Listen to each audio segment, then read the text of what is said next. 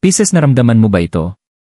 Ang katahimikan na bigla na lang nagpapabigat sa iyong dibdib, ang mga panaginip na paulit-ulit bumabalik, ang alaala ng isang taong inakala mong nawala na pero nananatili pa rin.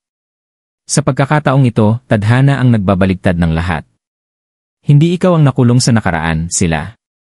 May isang tao na hindi makausad, at bawat senyales, bawat bulong, ay muling nagtutulak sa inyong magsama. Manatili ka rito, dahil ang aking ibubunyag sa pagbasa na ito ay maaaring magbago kung paano mo tinitingnan ang pag-ibig, ang tadhana, at ang katotohanan ng iyong sariling puso magpakailanman. Pisces, ikaw ay palaging tanda ng malalim na damdamin, ang iyong puso ay naaalala ang pilit kinalilimutan ng iba. Sa paniniwalang Filipino, hindi kailanman iniiwan ng tadhana ang isang kwentong hindi tapos. Kapag muling bumabalik ang mga panaginip, kapag kumikislap ang kandila ng walang dahilan, kapag ang parehong pangalan ay paulit-ulit na umaalingaw sa iyong isipan, nangangahulugan ito na may kaluluwang tumatawag. At sa pagkakataong ito, hindi ang iyong kaluluwa ang balisa, kundi ang kanila. May isang tao mula sa iyong nakaraan na nagdadala ng bigat ng pag-ibig, pagsisisi, at mga salitang hindi kailanman nasabi. Hindi sila makausad dahil muli silang iginapos ng tadhana pabalik sa iyo. Gumagalaw ang universo, bumubulong ang tarot, at ang bawat tanday nagtuturo sa iisang katotohanan, ang nakatakda ay laging makakahanap ng daan. Manatiling malapit, Pisces. Ngayong gabi, bubuksan natin ang mga baraha at ang mga lihim ng mga bituin. Ang iyong maririnig ay maaaring dumampi sa iyong puso sa paraang hindi mo inaasahan. Destiny Energy Reading. Pisces, habang binubuksan natin ang mga baraha at pinakikinggan ang mga bulong ng tadhana, may isang makapangyarihang enerhiya ang bumabangon mula sa iyong pagbasa. Ito ang enerhiya ng alaala na ayaw maglaho, ng isang kaluluwang nananatili sa anino ng iyong nakaraan. At sa pagkakataong ito, Pisces, hindi ikaw ang tinutugis, sila. Ang unang baraha ay nagsisiwalat ng presensya na muling umiikot pabalik sa iyo, hindi mapakali at balisa. Nakikita ko ang mga gabing hindi sila makatulog, ang mga sandaling natitigilan sila, at ang iyong pangalan ay dumadaan sa kanilang isipan parang panalangin hindi masabi. Sa paniniwalang Filipino, kapag hindi makausad ang isang kaluluwa, nagpapadala ito ng mga senyales. Napansin mo ba? Mga panaginip na paulit-ulit bumabalik. Isang kantang bigla na lang tumutugtog, may dalang mga salitang kayo lamang ang nakakaunawa. Isang pamilyar na amoy na nananatili sa hangin kahit walang tao sa paligid. Hindi ito mga aksidente, ito ay mga pahiwatig, mga mensahe ng tadhana. Pisces, ang iyong tanda ay laging pinamumunuan ng malalim na tubig. Ang dagat ay hindi nakakalimot, hawak nito ang bawat agos at bawat lihim. Kung paanong hinihila pabalik ng dagat ang anumang lumayo, ganoon din hinahatak ng tadhana ang taong ito pabalik sa iyong enerhiya. Inakala nilang makakalayo sila, ngunit iba ang isinulat ng universo. Ang kanilang puso ay nakagapos sa mga salitang hindi natapos, ang kanilang espiritu ay balisa hanggat hindi nila hinaharap ang katotohanan. Ang ikalawang baraha ay bumubulong ng pagsisisi. Hindi lamang ito pananabik, ito ang bigat ng mga dapat sanang nasabi, ngunit hindi kailanman nailabas. Marahil inisip nila na paglipas ng panahon ay gagaling sila. Marahil naniwala silang mas madali kang kalimutan. Ngunit ngayon, Pisces, ginising ng tadhana ang kanilang kaluluwa. Pinaalala na ang pag-ibig ay hindi namamatay, nagtatago lamang ito sa katahimikan hanggang sa tamang oras. At narito, ang ikatlong baraha ay nagpapakita ng Wheel of Fortune na umiikot. Gumagalaw ang tadhana, binabago ang siklo, inihahanda ang muling pagtatagpo ng mga kaluluwa. Maaaring sa isang mensahe, isang panaginip o isang biglaang pagkikita, ang kanilang espiritu ay tumatawag. Wala silang kapayapaan dahil hindi sila pinayagan ng universo na mabuhay nang wala ka. Pisces, makinig kang mabuti. Hindi mo lamang iniimahina ang mga senyales. Ang kandilang kumikislap, ang panaginip na bumabalik, ang kilabot na dumadaan sa katahimikan, ito ang mga kumpirmasyon. Hindi pa tapos ang tadhana sa iyong kwento. At ngayong gabi, malinaw na malinaw, ang hindi makaalis sa nakaraan ay hindi ikaw. Sila. Who this person is? Pisces, silipin natin ng mas malalim ang enerhiya ng kaluluwang ito na hindi makaalis. Ang mga baraha, mga bituin, at ang mga bulong ng tadhana ay nagtuturo sa isang figura mula sa iyong nakaraan, isang taong minsang humawak sa iyong puso, marahil sa pag-ibig, marahil sa isang ugnayang mas malalim pa sa pagkakaibigan. Hindi ito basta sinuman, ito ay isang taong humubog sa iyong paglalakbay, isang presensyang nag-iwan ng bakas na hindi mabubura kahit ng panahon. Mabigat ang kanilang enerhiya sa katahimikan. Nakikita ko ang mga gabing nakaupo sila ng tahimik, inuulit sa isip ang mga sandaling inyong pinagsaluhan. Naalala nila ang tawanan, ang init, ang pakiramdam ng pagiging nakita, at naunawaan sa paraang walang ibang nakapagbigay. At kahit umalis sila, nananatiling nakagapos ang kanilang kaluluwa sa iyo, parang isang pulang sinulid, hindi nakikita, ngunit hindi nababali. Taglay nila ang pagsisisi. Sila'y tinutugis ng mga salitang hindi nasabi, ng mga pangakong naiwan, ng mga pasyang inakala nilang pinal at ngayon ay unti-unting nagkakalas. Sa paniniwalang Filipino, kapag hindi makausad ang isang tao, nananatili ang kanyang kaluluwa malapit sa hindi niya makalimutan. Kaya't nararamdaman mo ang biglaang kilabot sa gabi, o kaya ang kanilang imahe ay dumaraan sa iyong isip sa mga pinakadi-inaasahang sandali. Dahil abot kamay ang kanilang enerhiya, pilit bumabalik sa iyo. Sino sila? Para sa ilan sa inyo, ito ay isang dating pag-ibig na umalis, naniniwalang iyon ang tamang daan, ngunit nadiskubre na walang anumang nakapuno sa puwang mula noon. Para sa iba, maaaring ito ay isang taong hindi kailanman inamin ang tunay nilang nararamdaman, isang taong minahal ka ng tahimik at ngayoy nagsisisi na pinakawalan ang pagkakataon. At para sa ilan, maaari itong isang koneksyong espiritual, isang kaluluwa mula sa nakaraang buhay na muling bumalik, hindi makalaya hanggat hindi natutupad ng tadhana ang isang bagay na minsang ipinagkait. Pisces, hinahanap pa rin ng kanilang mga mata ang iyo sa mga mukha ng iba. Nanginginig pa rin ang kanilang puso sa alaala ng iyong pangalan. Hindi nila matakasan ang alingaw ng iyong presensya dahil hindi ka lang isang kabanata sa kanilang buhay, ikaw ang kwentong hindi nila natapos. Kaya sila'y nananatili, balisa, hinahatak pabalik ng kapalaran. Malinaw ang katotohanan, ang taong ito ay hindi pa malaya. Ang kanilang kaluluwa ay nakagapos sa iyo ng mismong tadhana. At kahit hindi nila aminin, ikaw ang hindi nila kayang bitawan. They can't move on. Pisces, ibinubunyag ng tadhana kung bakit hindi ka kayang pakawalan ng kaluluwang ito. Mabigat ang enerhiyang nakapaligid sa kanila, puno ng pananabik at pagsisisi. Inakala nila na ang paglipas ng panahon ay bubura sa kanilang nararamdaman, ngunit sa halip, mas lalo lamang itong lumalim. Bawat taon, bawat panahon na dumaraan ay nagpapaalala sa kanila ng nawala at kung sino ka sa kanilang buhay. Ipinapakita ng mga baraha ang pagkakasala at mga bagay na naiwan. Marahil pinili nila ang ibang landas, iniisip na iyon ang mas mabuti para sa kanila, ngunit natuklasan nilang iniwan lamang sila nitong hungkag. Marahil hinayaan nilang ang pagmamataas, layo, o takot ang sumira sa biyayang ibinigay ng tadhana. Sa paniniwalang Filipino, kapag may umalis ngunit hindi makausad, iyon ay dahil hindi mapakali ang kaluluwa. Nanatiling nakatali ang kanilang espiritu sa minahal nila, hindi matahimik hanggat hindi nasasabi ang katotohanan o natatagpuan ang pagtatapos. Pisces, ito ang dahilan kung bakit lumilitaw sila sa iyong mga panaginip.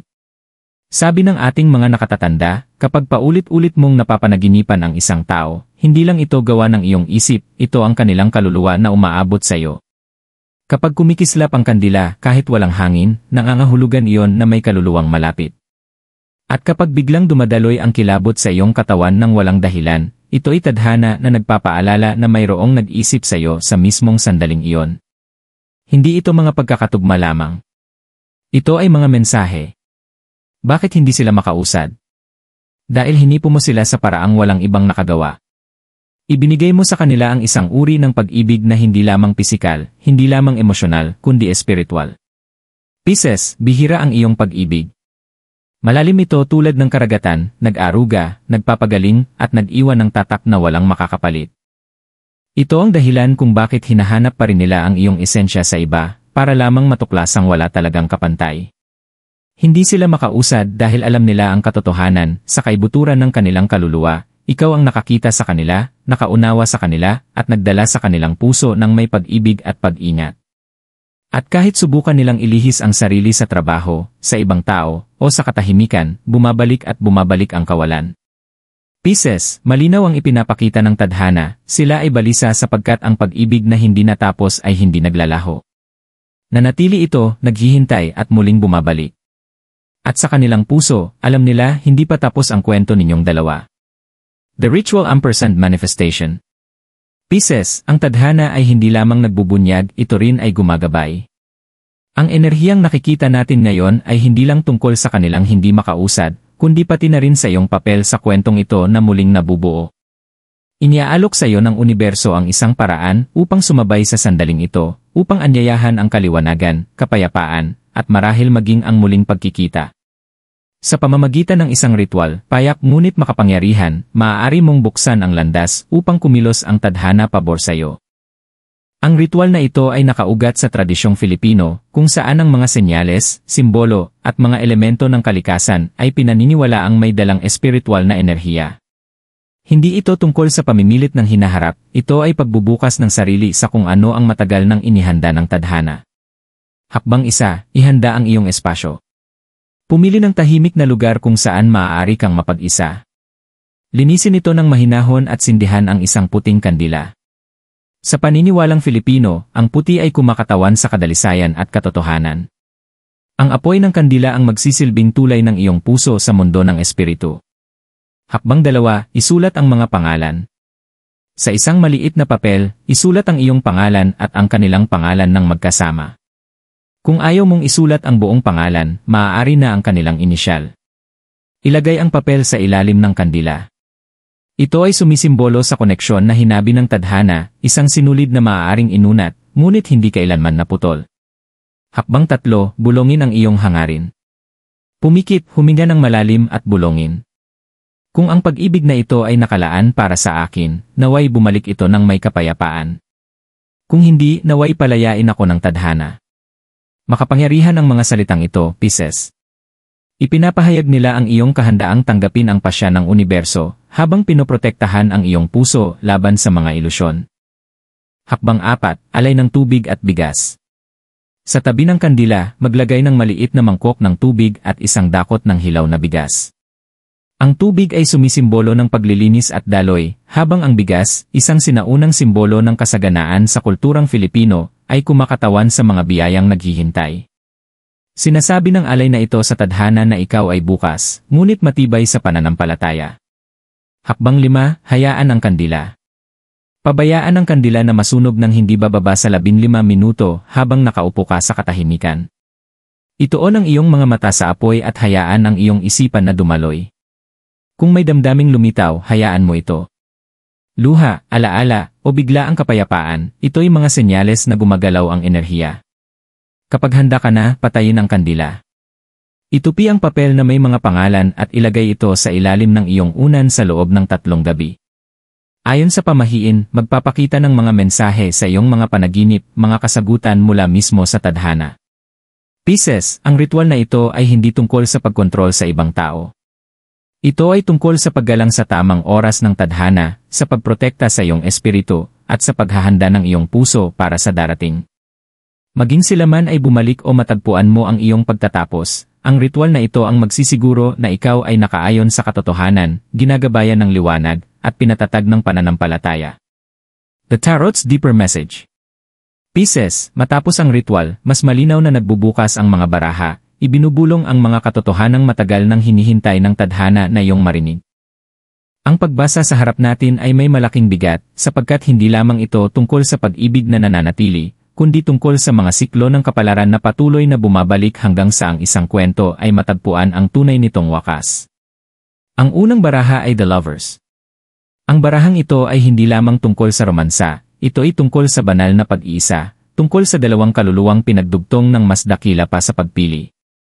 Sa paniniwalang Filipino, kapag nakatadhana ang dalawang kaluluwa, walang distansya, walang katahimikan, at walang panahon ang tunay na makakabali sa tali. Pinagtitibay ng The Lovers na ang inyong pinagsaluhan ay hindi pangkaraniwan, ito ay espiritual, isang koneksyong naisulat na sa mga bituin bago pa kayo nagtagpo. Ito ang dahilan kung bakit hindi sila makausad, alam ng kanilang kaluluwa ang katotohanang pilit nilimot ng kanilang isipan. Ang ikalawang baraha ay The Moon. Pisces, ito ang iyong baraha sapagkat ikaw ay pinamumunuan ng agos ng intuisyon at hiwaga.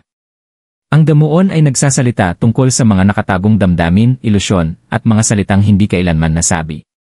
Ipinapakita nito na ang taong ito ay nagtatago pa rin ng kanilang nararamdaman, takot na ipahayag, takot na ipakita ang katotohanan. Subalit sa kanilang mga panaginip, sa kanilang pag-iisa, nahuhulog ang maskara. Ikaw ang hinahanap nila, ikaw ang inaasam, ngunit ibinabaon nila ito sa katahimikan. Sinasabi ng damuon na ang mga lihim na itinago ay darating ang oras na ilalantad, may paraan ang tadhana para ipakita ang hindi na maikakaila. Ang ikatlong baraha ay The Wheel of Fortune. Isang makapangyarihang baraha, Pisces, sapagkat pinaalala nito na ang tadhana ay laging umiikot sa mga siklo.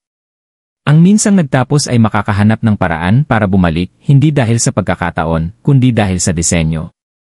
Sa tradisyong Filipino, sinasabi natin, kung para sa'yo, babalik at babalik yan. Pinagtitibay ng The Wheel na ang hindi nila pag-usad ay hindi kahinaan, ito ay pagtulak ng kapalaran, ibinabalik sila sa kwentong naiwan. Magkasama, ang mga barahang ito ay naghahabi ng isang malalim na mensahe, ang iyong koneksyon sa taong ito ay hindi pangkaraniwan. Ito'y espiritual, misteryoso, at ginagabayan mismo ng tadhana. The Lovers ang nagpapakita ng ugnayan. Damuon ang nagsisiwalat ng mga lihim na nakatago. The Wheel of Fortune ang nagpapatunay ng pag-ikot ng kapalaran. Pisces, malinaw ang sinasabi ng tarot, ang kanilang balisang kaluluwa ay patunay na ang tadhana'y patuloy na kumikilos. Ang minsang nasira ay hindi nabura, naghihintay lamang ito ng tamang oras.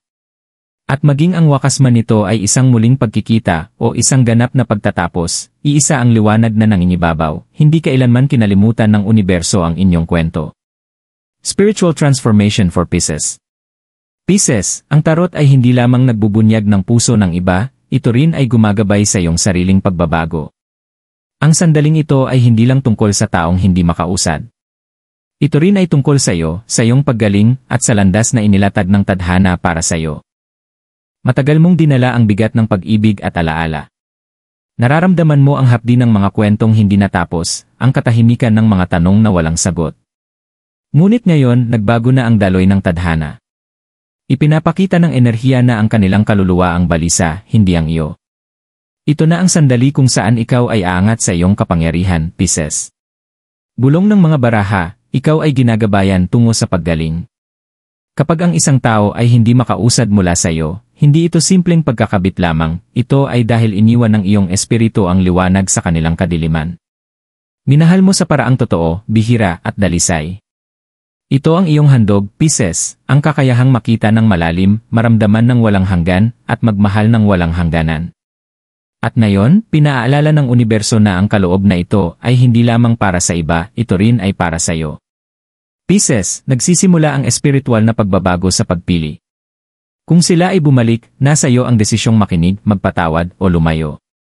Kung sila ay mananatiling tahimik, nasa iyo pa rin ang desisyong pakawalan ang kanilang enerhiya ng may biyaya. Itinuturo ng ating mga nakatatanda na kapag nananatili ang isang tao sa iyong mga panaginip o isipan, nangangahulugan iyon na hindi matahimik ang kanilang espiritu. Ngunit tandaan, hindi ka nakatali sa kanilang kawalan ng kapayapaan. Maaari kang manalangin, magsindi ng kandila, bulongin ang kanilang pangalan, at palayain sila kung iyon ang pipiliin ng iyong puso. Pinaalala ng mga bituin, ang pagbabago ay hindi tungkol sa paghihintay, ito ay tungkol sa paggising. Ipinapakita ng enerhiya na handa ka na para sa pagtatapos, handa ka na para sa kapayapaan, handa ka na para sa pag-ibig na tunay na kaayon ng iyong kaluluwa. Maging ibalik ka man ng tadhana sa taong ito o buksan ang daan sa panibago, nananatiling totoo, inihahanda ka para sa kabanatang kumikilala sa iyong halaga. Pisces, ito ang iyong pagbabagong espiritual, ang matutunan na ang pag-ibig, kahit hindi natapos, ay hindi nagpapababa sa iyo. Sa halip, ito'y nagpapalakas sa iyo. Nagtuturo sa iyo. Inihahanda ka para sa pag-ibig na tunay na para sa iyo. Hayaan mong gawin ng tadhana ang bahagi nito, ngunit hayaang ang iyong espiritu ay manatiling malaya, magaan, at handa sa darating. Pisces, habang isinasara natin ang pagbasa na ito, nagiging ganap na malinaw ang mensahe ng tadhana. Sa pagkakataong ito, hindi na ang iyong puso ang nakakulong sa nakaraan, kundi ang kanila. Ang umalis, ang pinili ang katahimikan, ang inakalang kaya kang limutin ngayon ay hindi makausad. Balisa ang kanilang kaluluwa dahil hindi pinapayagan ng tadhana na mamatay ang mga tunay na koneksyon. Ngunit tandaan mo ito, Pisces, ang tadhana ay hindi tanikala na nagbibigkis sa iyo, ito ay kumpas na gumagabay sa iyo. Maging bumalik man ang taong ito sa iyong buhay o manatiling tahimik na alingaungaw sa likuran, ikaw ang pinagpala ng kaliwanagan, kapayapaan, at banal na proteksyon. Dinala mo na ang sakit, natutunan mo na ang mga aral, at ngayon ay kinokoronahan ka ng universo ng lakas. Ipinapaalala ng karunungang Filipino, kung para sa'yo, babalik at babalik yan. At kung hindi, kailanman ay hindi talaga ito para sa'yo, at may mas dakilang bagay na inihanda ang tadhana. Pisces, pagkatiwalaan mo ang mga senyales, ang mga panaginip, ang biglaang kilabot, ang kumikislap na mga kandila. Hindi ito mga aksidente, ito ay mga bulong na patuloy pang hinahabi ng universo ang iyong kwento. Ang para sa'yo ay laging makakahanap sa'yo, at ang hindi ay dahan-dahang mawawala. Kaya tumindig kang matatag, Pisces. Buksan ang iyong puso, ngunit protektahan ang iyong espiritu. Alamin na kumikilos na ang tadhana pabor sa'yo. At ngayong gabi, payak ngunit makapangyarihan ang mensahe, sa pagkakataong ito, sila ang hindi makaalis at ikaw ang piniling umangat.